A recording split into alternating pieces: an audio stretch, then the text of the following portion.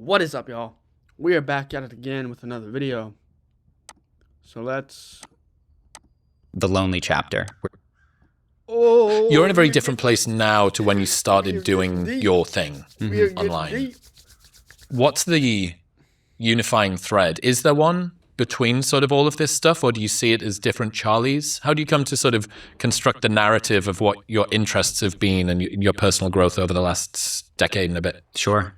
The terror was in not having a thread. So there was a time about 3 years ago where I could not form a story that connected who I had been in my 20s to who I was becoming in my 30s. And I was thinking about this. I've heard you talk about the lonely chapter, where you go from I'm just blending in to I'm going to take control of my life and I'm going to dial in these optimizing things. I'm going to start my business, get in shape, eat the right food, etc.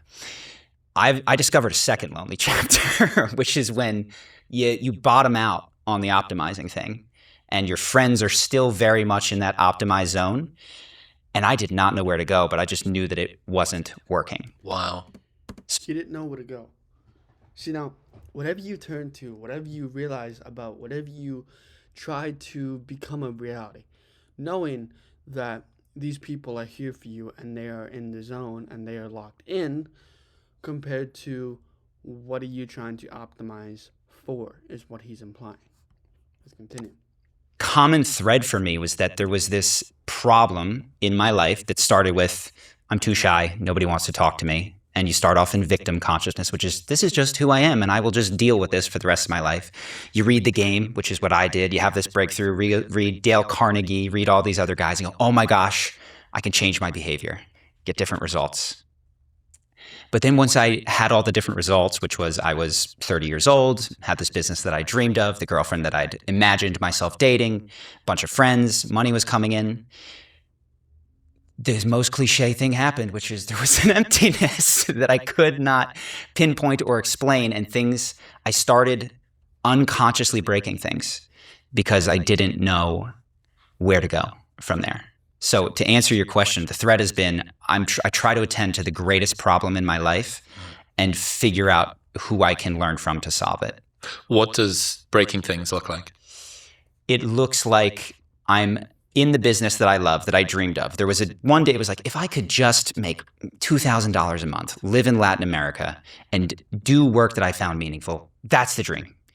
And I hit that, and then I moved the goalpost, and I moved the goalpost, and all of us... I'm the same way. So, I have a school, and on that school, I'm trying to make $5,000 within the first month. That is my main end goal. I would love to make $5,000 a month, but it only will happen with viewers like you and me. And without those viewers, without those sponsorships, without those people, I cannot make that certain commodity. I cannot make that a realization because nobody is watching my school. And when nobody watches my school, then I may never build that business. I would love to make $1,500 per month because that is the rent that I need. I need it because I want it. And if I want it so badly, then I will get it. And if I will get it, I will make shit happen. And through making shit happen, I will learn. I will adapt. I will evolve. I will re-involve myself. Without re-involving, there is no evolving. Without reiterating, there is no iteration to be realized or relapsed. Through this,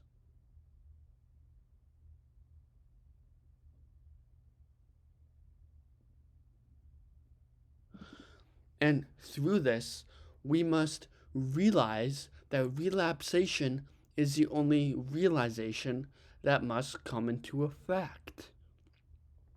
Because without the knowing and the unknown, the void is still prominent. There is still a problem waiting to be addressed. There is still a solution waiting to be intact. And without knowing the solutions, without knowing the problems, without not making rent, I will be broken. I will feel like a piece of me that is broken off because I'm keeping my shit free for another 3 months. And it already has been 3 months by keeping it free. What is up, beautiful people? We are back at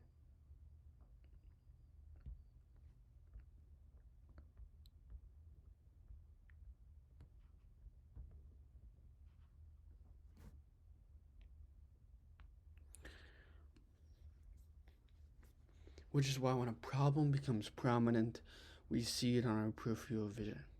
We see it on the vision of ourselves that we are trying to curate or even dictate. We see the self. We see that destroyed body, that destroyed mentality.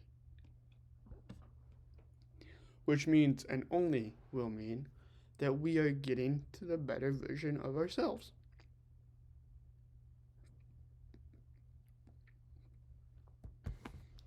Hold on, I need to do this real quick. Need to keep on posting ads.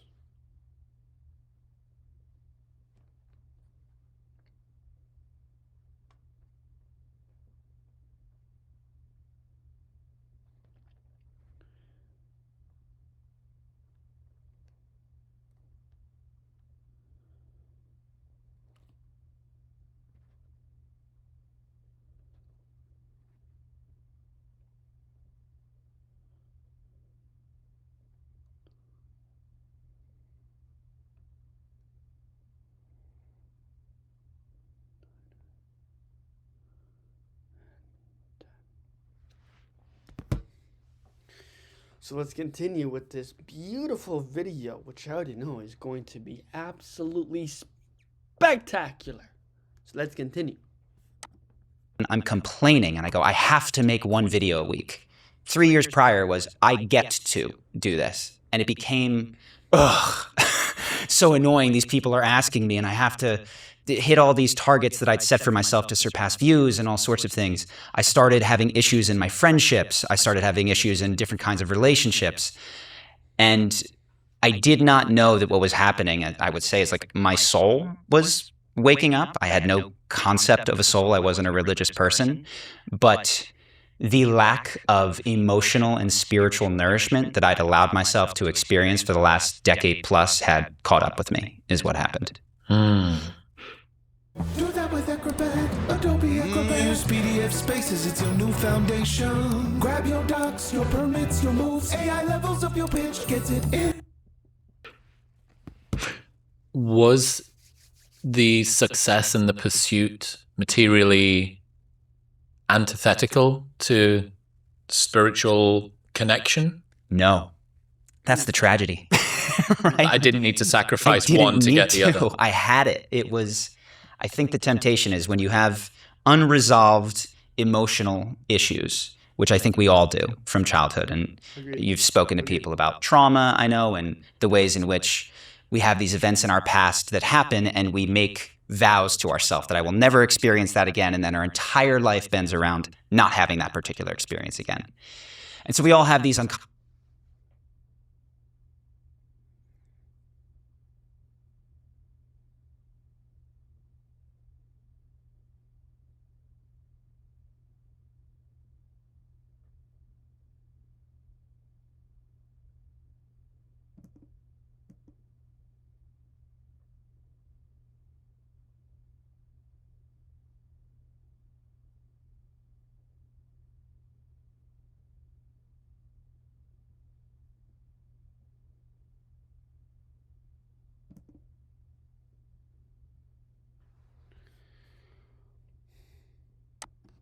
in our lives.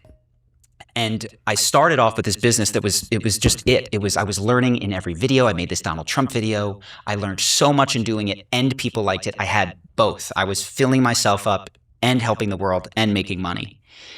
And then that people pleaser kicks in, and then that you could be doing better kicks in, and it became, I have to top the last thing that I did, which was never the early motivation. The early motivation was always, how can I solve my own problem and help people that are like me? But it devolved into, can I have another video that is better than the one before? Can I make more money this month than I did the prior month? And that endless... Can I make more money than I can in the previous month? Yes, you can. It is totally feasible. It is totally feasible. By making money and how you believing, wherever that belief comes in, wherever that happenstance comes from. We know what we must do. We must do those things to become that better version, to destroy that old version of ourselves. Because that's the only thing that we care about, is getting better, making more money at the end of the day. If I had $5,000 a month, I would dedicate every single ounce of blood and spirit into my content, which I'm going to continue on doing whenever I have free time, which today I have the whole entire day to record, and tomorrow, and the next day. I have the whole entire day to do whatever I want to.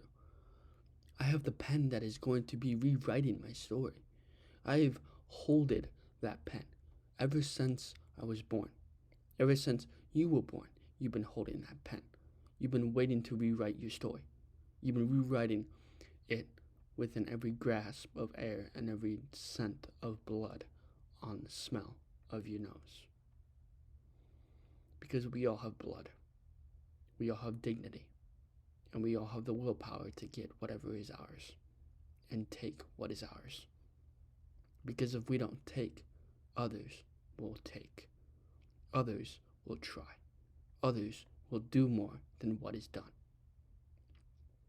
So let's continue.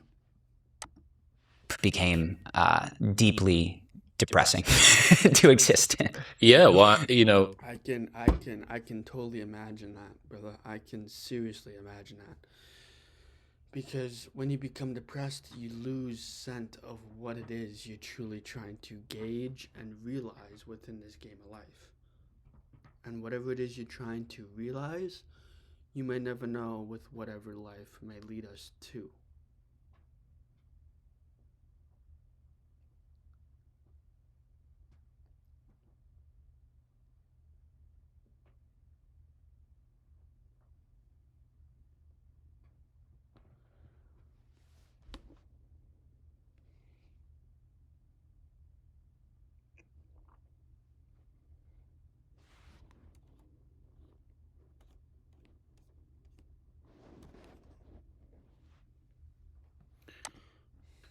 when you are at the start of your journey, you have all of the hope that somewhere on the path from the bottom of the mountain to the top of it, you will find a thing that fills the void that you're trying to fix.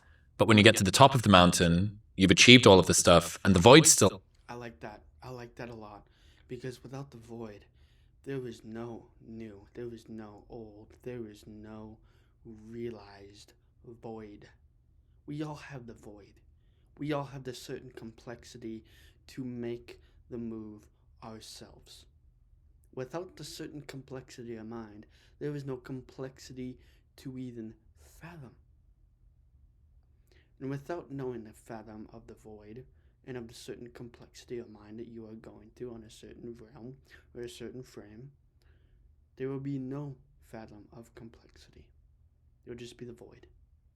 And whatever that void is, it's calling you. It's telling you. It's doing it to you.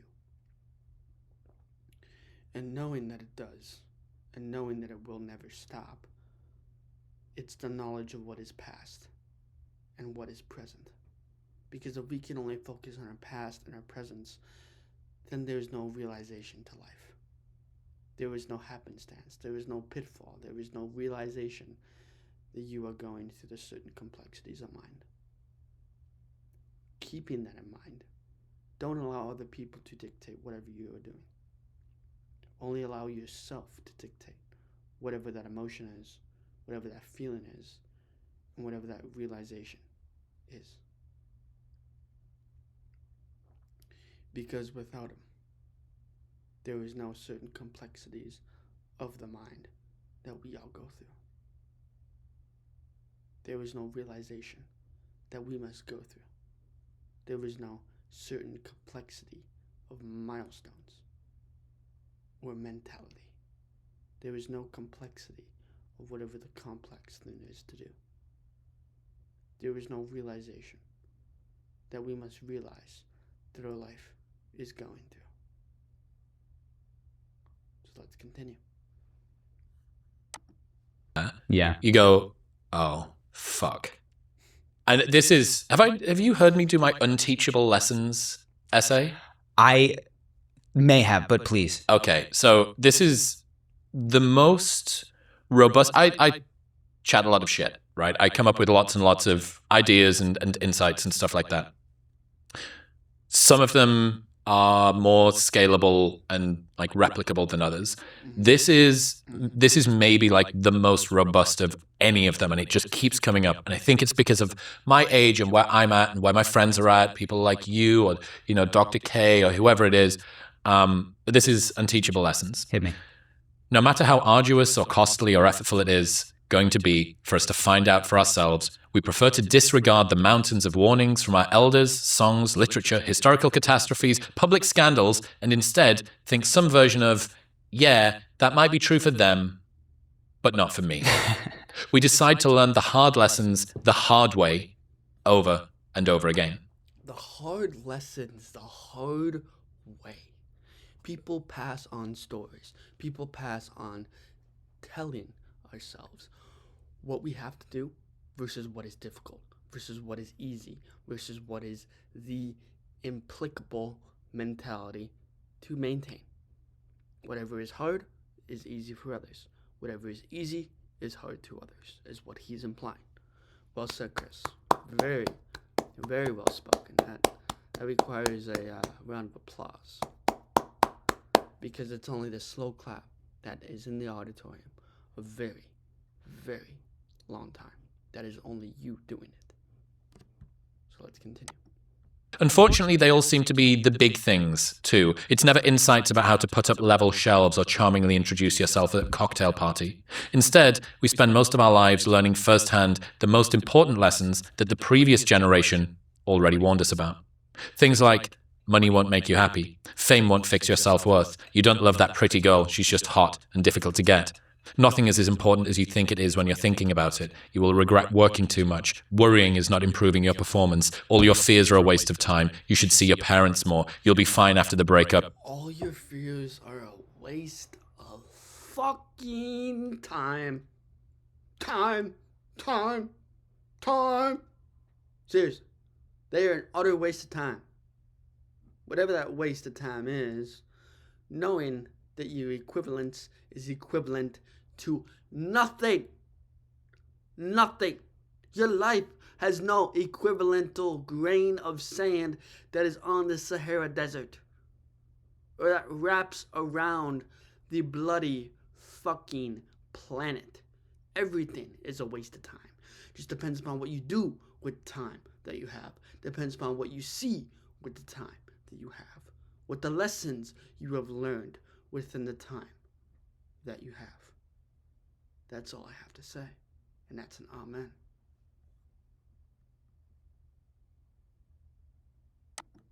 And be grateful that you did it. It's perfectly okay to cut toxic people out of your life. Even reading this list back, I'm rolling my eyes at how fucking trite it is. These are... Even reading this list makes it how fucking trite this list is. Whatever that list is, knowing that it will get better. Knowing that you must do the hard things to become that better version of yourself. We must know what we must do is difficult. What we must say is way harder to do and to fathom. Basic bitch obvious insights that everybody has heard before. But if they're so basic, why does everyone so reliably fall prey to them throughout our lives? And if they're so obvious, why do people who have recently become wealthy or famous or lost a parent or gone through a breakup start to proclaim these facts with the renewed grandiose ceremony of someone who's just gone through religious revelation? It's also a very contentious point to say on the internet. If you interview a billionaire who says that all his money didn't make him happy, or a movie star who said her fame felt like a prison, the internet will tear them apart for being ungrateful and out of touch. So, not only do we refuse to Ungrateful and out of touch, and what we refuse to learn these lessons, we even refuse to learn these lessons. We refuse the story that we are going to one day tell. We refuse everything that has brought us to this planet because we know what we are doing and we know what is better for ourselves. But we, as a collective, we may never know. We may never know what that story will tell.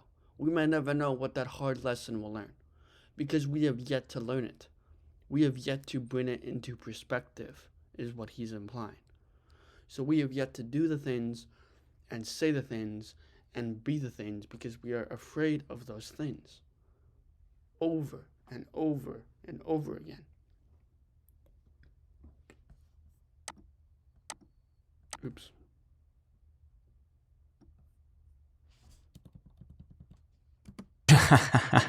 It's also a very contentious point to say on the internet. If you interview a billionaire who says that all his money didn't make him happy, or a movie star who said her fame felt like a prison, the internet will tear them apart for being ungrateful and out of touch. So, not only do we refuse to learn these lessons, we even refuse to hear the message from those warning us about them.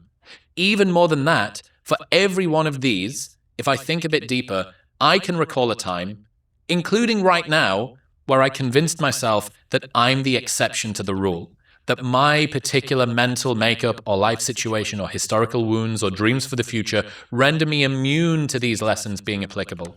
No. For the future that render these lessons inapplicable. Whatever these fucking lessons are, they are lessons, my brother. Without these lessons, you will get nowhere within this game of life.